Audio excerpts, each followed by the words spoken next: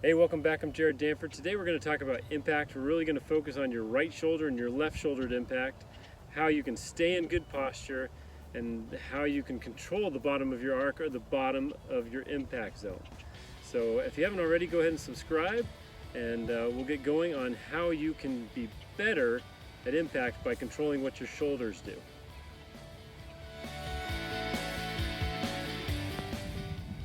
So the first thing that we need to talk about is what impact should actually look like, because a lot of us have this idea of what it should be, and come across a lot of times that we don't actually understand what a good impact position looks like. So from face on, right, I come across a lot of people think they should come into impact pretty much like where they start off. All right, what it really needs to look like is your hips need to be open somewhere between 30 or greater. Okay, depends on your flexibility. Sometimes it might even be less depending on the player. And then hips are open, then the shoulders also go open, and you can see how by the hips being open, the shoulders open, that causes my club to lean forward. All right, so that is impact. All right, if we make impact this way, the ball is going to go high, it could go right, we're going to hit behind it a lot. All right, so we need to feel like everything's forward and that shaft is leaning forward. That's how all those players get the ball then the ground impact. And the higher the handicap, it moves backwards. It moves ground then ball. Okay, so that's what a good impact should look like face on. From down the line, impact again, so hips open, shoulders open. All right, and you can see how we stay in our posture. Okay, so now we're talking about right shoulder, left shoulder. What do they do? How can that help us in our impact position? So first off, the left shoulder controls the bottom of your arc. So if my left shoulder goes up in the air, okay, my club, the bottom of my arc, starts to be behind it. Okay, you might see a lot of drivers on tour where it looks like their left shoulder's high, all right, but the ball is teed up off the ground and they're trying to hit up at it. Okay, so if you see really good ball strikers, if you look at like a Henrik Stenson or maybe Sergio Garcia, you're going to see an impact with their irons. All right, their left shoulder is going to look like it stays down, it stays level. Okay, if you're somebody who struggles with really hitting behind it, all right, or even thinning it, depending on how you release your hands, you need to control what that left shoulder does. That controls the height of the club.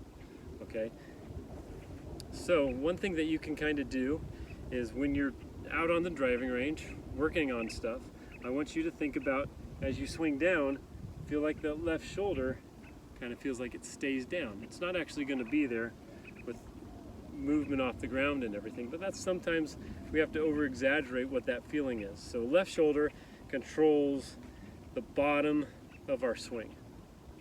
All right, so what does the right shoulder do? We know the left shoulder controls the bottom of our swing.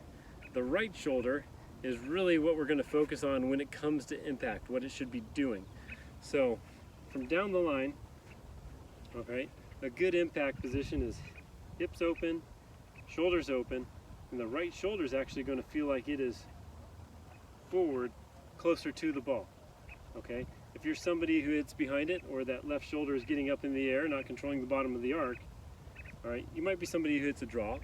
Okay, and sometimes the right shoulder for people who hit slices, it can be the problem. All right, so this is really something, if you're somebody who struggles with coming over the top, maybe go watch some of the videos on how to shallow it out before you start adding in what the right shoulder should be doing. Okay, so with impact, that right shoulder almost needs to feel like it's covering it, all right, or it's more over the top of the golf ball. All right, this will help the left hip move out of the way, and then we're going to stay in our posture. A really good drill that you can do to kind of get this feeling is you just cross that club right over your shoulders.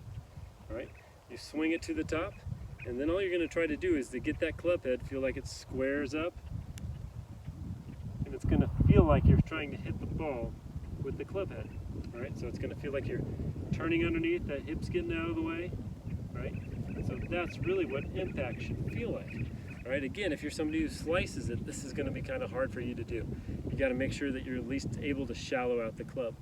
All right, so I hope these videos help you. So just remember, the left shoulder controls the bottom of the swing, but if you really want to become a really good ball striker, that right shoulder needs to feel like as it comes down, it helps stay in front of the ball, and that left hips get out of the way. All right, so if we look at it from face on, as you come down, right? That's kind of what it looks like. So you can see my left shoulder still pretty level to the ground, and my right shoulder, all right, is helping me cover the ball.